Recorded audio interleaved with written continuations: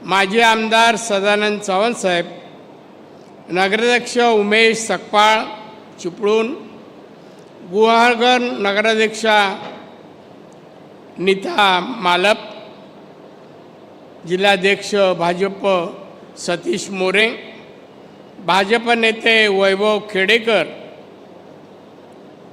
आणि उपस्थित मंचकावरील अन्य मान्यवर, पत्रकार मित्र आणि प्रदर्शनासाठी आलेले सर्व वडीलधारी मंडळी, बंधू भगिनींनो आणि मित्र, सन्माननीय प्रशांत यादव यांनी एक कृषी व पशुधन प्रदर्शन आयोजित केलं आहे 2026, आणि ते पाहायला म्हणून मी आणि तुम्ही सर्वजण आलेलो आहोत. प्रदर्शन 2 विषयाचं असू शकतं. एक तर प्रदर्शनातून काहीतरी शिकता येतं किंवा प्रदर्शनातून मनोरंजनही होतं. पण हे कृषी प्रदर्शन आहे, पशुधन प्रदर्शन आहे, यातून बरंच काही शिकण्यासारखं आहे. कोकण हा परिसर बऱ्याच वर्षापासून दुर्लक्षित असा प्रदेश, मागासलेला प्रदेश, नोकरीसाठी मुंबई पुणे शहराकडे धाव घेणारा आमचा तरुण, असं या कोकणाकडे पाहिलं जायचं. पण आज हे प्रदर्शन पाहिल्यानंतर, सन्माननीय प्रशांत यादव यांचं प्रास्ताविक ऐकल्यानंतर, कोकण आता गरीब राहिला नाही, मागासलेला राहिला नाही आहे. कोकण प्रगतीकडे झेप घेतोय असं आज या ठिकाणी चित्र अनुभवायला मिळेल, पाहायला मिळेल. प्रशांत यादव काही दिवसापूर्वी मुंबईला घरी आले होते आमंत्रण घेऊन, आणि मला त्याने आमंत्रण दिलं, सांगितलं दादा तुम्ही यायला पाहिजे. मी बोललो कृषी प्रदर्शनाला तुम्ही बोलवलं नाही तर मी येणार, माझा आवडीचा विषय आहे, मी येणार. आणि त्याप्रमाणे वेळेवर आलो, लेट अजिबात नाही, वेळेवर आलो. आणि हे प्रदर्शन पाहून मी थक्क झालो. आणि कोणत्या शब्दात माझ्या भाषणात प्रशांत यादव यांचे आभार मानू, ते या कोकणी माणसासाठी योगदान देत आहेत, तेव्हा त्यांना धन्यवाद शब्द अपुरा पडेल. त्यांचा वाढदिवस आहे 51वा, आणि या वाढदिवसाच्या निमित्ताने हे प्रदर्शन आयोजित केलं आहे. आणि याचा उद्देश काय त्यांनी भाषणात सांगितला की हा कोकण सबळ, विकसित, समृद्ध व्हायला पाहिजे. म्हणून त्यातले मार्ग, त्यांनी मार्ग कोणता तर कृषीमध्ये डेअरी, शेती, बाय प्रोडक्ट, अशा अनेक गोष्टी त्यांनी आपल्या भाषणात सांगितल्या. बांधवांनो, आपलं काम काय? Konkan, Ratnagiri, Sindhudurg per capita income, दरडोई उत्पन्न 2.5 लाखाच्या जवळपास आहे. या देशात अनेक राज्य आहेत, त्यांचं 4.5 लाखाच्या वर दरडोई उत्पन्न गेलं आहे. तामिळनाडू आहे 4.25 लाखाच्या घरात गेलं आहे. सिक्कीम आहे 4.5 लाख, गोवा 460 आहे. मग आपला कोकण मागे काय एवढं निसर्गरम्य आहे, समुद्रकिनारा आहे, मासेमारी होतं, आंबा, काजू, नारळ, सुपारी, करवंद, आवळे, अनेक प्रकारची फळफळावळ आहे हो, फणस सर. मग एवढे आहे बागायती, आणि एवढं सगळं असताना इथला तरुण, इथला माणूस अन्य शहराकडे काय धाव घेतो, हे विचार करायला लावणारं आजचं प्रदर्शन आहे. आजचं प्रदर्शन आहे. प्रत्येक झाडही बघा, ते एक झाड वर्षाकाठी किती उत्पन्न देतं. ते आंबा असू द्या, काजू असू द्या, नारळ असू द्या, फणस असू द्या, जांभळा असू द्या, काही गोष्टी चविष्ट आहेत, ते काही औषधी आहेत. हे आमचे डोंगर कोकणातले किती औषधी वनस्पती आहेत, आपण ढुंकूनही पाहत नाही. आपण ढुंकूनही पाहत नाही, कधी आपण विचार करत नाही. मी खासदार झालो आणि मी केंद्रीय मंत्र्यांना एक पत्र दिलं की आमच्या इकडे कोकणात सिंधुदुर्ग रत्नागिरी डोंगरामध्ये औषधी किती वनस्पती आहेत त्याचा सर्वे करा आणि आमच्याकडे तशी इंडस्ट्री उभारा. आता सर्वे उन्हाळा चालू झाला ना, तर येईल. पण हे येईल, रिपोर्टही येईल, कशापासून काय बनतं, कुठल्या वनस्पतीपासून कोणती औषधं बनतात, पौष्टिक कुठली वनस्पती आहे, आंबा खाल्ल्याने काय होतं आपल्या शरीरावर परिणाम, याचं प्रबोधन मार्गदर्शन लोकांना करायला पाहिजे, आंबा घेणाऱ्याला करायला पाहिजे.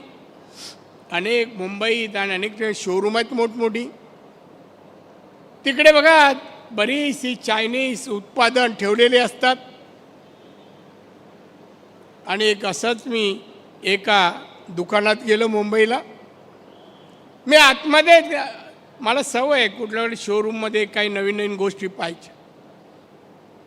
तिथे बांबू एक ग्लासामध्ये ठेवलेले होते. मी सहज विचारलं, अरे भाई साहब ये किस काम का है? अरे सर ये घर में रखने से बरकत आती है, पैसे येतात, श्रीमंत व्हायला मिळतं. आता मला वाटलं चला आपण प्रयत्न करूया. मी बोललो क्या प्राईज आहे? 1500. 100 रुपयाचं नाही झाड आणि 1500 रुपयाला विकलं. हे अकलेचे पैसे, मार्केटिंगचे पैसे. आपण धाडस करतो का? एवढी झाडं आहेत. कधी आपल्या वटपौर्णिमेला वडाची पूजा करतो, कधी ग्लासात थोडी माती आणि ते झाड लावून सांगतो का हे पवित्र आहे. हिंदू धर्मामध्ये स्त्रिया याची पूजा करतात. कधी प्रयत्न करतो दुकानात ठेवायचा? नाही, कधीच नाही. आम्ही पाहतच नाही, वर्षातून एका दिवशी पाहतो. तशा अनेक गोष्टी आहेत. पण आज त्याचं प्रबोधन म्हणा, माहिती आमच्या यादव साहेबांनी वनस्पतीच्या प्रदर्शनात घालून दिली आहे. त्यासाठी आवश्यक काय मशागत करावी लागते, खत कोणतं घालावं लागतं, पाणी कसं घालावं लागतं, जमीन कशी ठेवायला लागते, उतारावा का समांतर पाहिजे, या सगळ्याची माहिती या प्रदर्शनात ठेवलेली आहे. यादव साहेब, तुम्ही माझ्या घरी आलात तेव्हा मी एकच वाक्य बोललो. त्यांनी हे माझ्या हातात ठेवलं, साहेब प्रदर्शनाला या. मी बोललो मी ऐकू नये तुमचं प्रदर्शन, पण तुम्हाला वेळ झाला कोकणात यायला, की आला असाल, हा उपक्रम सुरू करायला वेळ झाला. अगोदर 5-10 वर्ष आले असते, त्यात कोकणातली अर्थव्यवस्था वेगळी असती, आर्थिक स्थिती वेगळी असती. या कोकणातल्या लोकांना वाईट वाटून घेऊ नका, मला काही दोषी देऊ नका. कोकणी माणसाचा एक दुर्गुण म्हणू नका, पण सवय आहे. चांगल्याला चांगलं म्हणायचं नाही, चांगल्याचं कौतुक करायचं नाही. चला त्याचं ऐका, अनुकरण करा, आपण पण 4 झाडं लावूया आणि उत्पन्न वाढूया. अशासाठी आपण काय करत नाही, नावं ठेवतो. काय यादव काय करतात ते? किती लोकांनी पाहिलं, किती लोकांनी आंबे लावले, काजू लावले, अमुक लावलं, तमुक केलं. किती जणांनी गाई म्हशी घेतल्या, दूध उत्पादन केलं. किती जणांनी दुधापासून अनेक उत्पादनं काढली, दही, ताक, तूप वगैरे वगैरे. किती आज अनेक राज्य, अनेक देश युरोपमध्ये दुधावर श्रीमंत झाली, दुधावर. मी काही वर्षापूर्वी डेन्मार्कला गेलो होतो. डेन्मार्क हा देश फक्त दुधावर आणि बाय प्रोडक्टवर असे अनेक देश आहेत. पण कोकणात पाणी आहे. 5000 मिली पाऊस कोकणात पडतो. यावेळेला जानेवारीतही पडला. पण हे पाणी शेतीसाठी उपयोगात आणू, चाऱ्यासाठी उत्पन्नात आणू, गाई म्हशी पाळू, दुधापासून अनेक उत्पादन बनवू आणि आपण श्रीमंत होऊ. मुलाबाळांना चांगलं शिकवण्यासाठी श्रीमंत होऊ. मुलांना चांगला डॉक्टर, इंजिनियर, एवढंच का IAS IPS करू, उद्योजक बनू गो. हे काय, हा उद्योग आहे? नको तो उद्योग नाही, पोटाचा उद्योग आहे. नाही तर म्हणे राणे बोलले बा नको तो नाही, नको तो नाही, हा पोटाचा उत्कर्षासाठी, प्रगतीसाठी हा व्यवसाय यादव साहेबांनी आदर्श स्वरूपात तुमच्याजवळ ठेवला आहे. इथे फिरत असताना नुसते फिरू नका, मुलांना आणून दाखवू नका हे अमुक आहे तमुक आहे, त्याचं महत्त्व सांगा. मुला मुलींना महत्त्व सांगा. पुढे जाऊन काय करायचं आहे तेही त्यांना सांगा. आज तुम्ही सांगा, मी MSME मंत्री होतो केंद्रात, त्यावेळेला माझ्या इकडे 7,40,00,000 उद्योग होते माझ्या. त्यात आपल्या कोकणातले किती? 2%. बाकी सगळे गुजरात, तामिळनाडू, कर्नाटक वगैरे अन्य राज्यातले. आपण उद्योगाकडे वळत नाही. आपलं उत्पन्न वाढावं, सबळ व्हावं, सुखी व्हावं, समाधानी व्हावं, यासाठी तुम्ही प्रयत्न करावेत. म्हणून हा उपद्व्याप यादव साहेबांनी तुमच्यासाठी केला आहे. तुमच्यासाठी आज वाढदिवस त्यांचा आहे. ह्या उपक्रमासाठी तुम्ही त्यांना शुभेच्छा द्या. जोरदार टाळ्या वाजून त्यांना दीर्घ आयुष्य आणि उत्तम आरोग्याची प्रार्थना करा की आमच्या प्रशांत यादवना दीर्घ आयुष्य लाभो. असे वेगवेगळे उपक्रम आणू द्या त्यांनी, वेगवेगळे जगातली टेक्नॉलॉजी आणू द्या आणि उत्पन्न कोणत्या मार्गाने वाढवलं जातं ते आपण सांगा. मी माझ्या जिल्ह्याचं पर कॅपिटल इन्कम तुमच्यापेक्षा थोडं जास्त आहे. मी आलो होतो कोकणात तेव्हा 35,000 उत्पन्न सिंधुदुर्ग जिल्ह्याचं होतं. आज 2,60,000 आहे. पुढच्या वर्षी 3 लाखाच्या वर जाईल. आता मी खासदार इथे आहे, मग तुमचं पण वाढवायला मला प्रयत्न करावा लागेल आणि ते करणार. पण तुमची साथ हवी, सहकार्य पाहिजे. नुसते प्रशांत यादव एकटे प्रगती नाही करू शकत. श्रीमंती, उत्कर्ष, सुखी समाधान तुम्हाला नाही करू शकत. त्यांना साथ द्यायला पाहिजे. त्यांनी केलेलं मार्गदर्शन आज सांगा ना. मी गोशाळा सुरू केली कोकणात. मी गीर गाई आणल्या, स्वतः गेलो. मी ऑर्डर नाही दिली, मी राजस्थानमध्ये स्वतः गेलो. 100 गीर गाई आणल्या मी. 18 लिटरपेक्षा जास्त किंवा 18 लिटरपर्यंत दूध देणाऱ्या गीर गाई. आता गीर गाईचं तूप कसं किलो आहे बघा तुम्ही. आपल्या इकडे लोकांना ओळख पण नाही, मेहनत करायला लागतं. म्हणून आपले लोक गाई, बैल, म्हैस, शेळ्या, मेंढ्या, कोंबड्या पाहत नाही हो. थोडंफार शिकलो का मुंबई पुण्याला जातो. पोटापुरतं मिळालं का आम्ही सुखी होतो. आपली भूक पण कमीच आहे.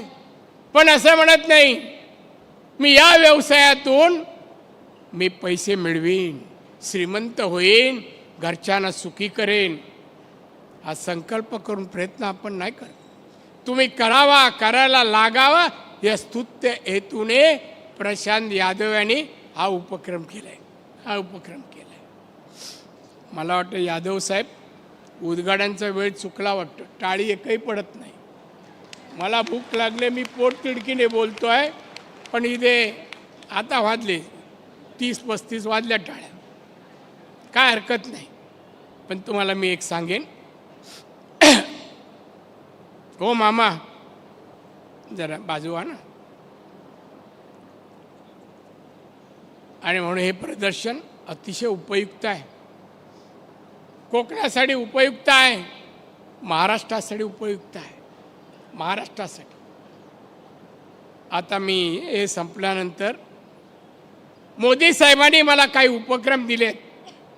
उपक्रम त्यातील एक उपक्रम असाही आहे की काही सभा घ्यायला सांगितली.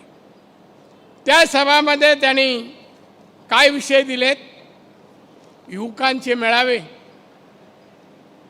युवकांनी काय करावं, व्यवसाय कसा करावा, आधुनिक टेक्नॉलॉजी आणून उत्पन्न कसे वाढवावेत, त्यांचे मेळावे, शेतकरी मेळावे, जसे असे शेतकऱ्यांची मेळावे, प्रगती कशी कोणत्या मार्गाने साध्य होते, त्या शेती आयोग उद्योग आहे.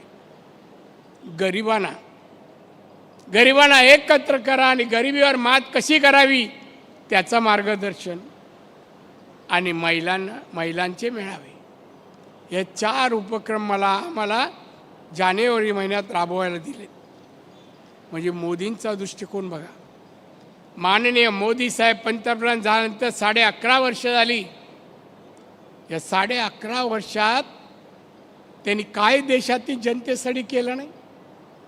जागतिक पातळीवर, जागतिक अर्थव्यवस्थेत भारत 5व्या क्रमांकावर आहे. 14व्या क्रमांकावर होता, 5व्या. काही दिवसांनी 3ऱ्या क्रमांकावर येईल. आपण जपान जर्मनीला मागे टाकतो. आणि म्हणून बांधवांनो, मेहनत परिश्रम करा. आम्ही राजकारणी लोक तुम्हाला सुखसोयी आधुनिक टेक्नॉलॉजी तुमच्या दाराशी आणू, पण ते कार्यान्वित करण्याचं काम तुम्ही करावं अशी विनंती करतोय. बांधवांनो, बराच का वेळ झाला आहे. मला बरेच कार्यक्रम आहेत, तिथे जायचं आहे. मी तुम्हाला विनंती करेन, आपण प्रशांत यादव यांचे उपक्रम राबवा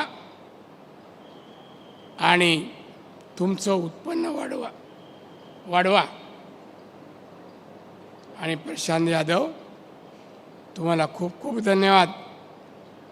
तुम्ही आमच्या लोकांसाठी, कोकणी माणसासाठी जे उपक्रम राबवतात आणि सुखी संबंध निर्माण करता, त्याबद्दल तुम्हाला धन्यवाद देतो. आणि मी इथेच थांबतो. जय हिंद, जय महाराष्ट्र.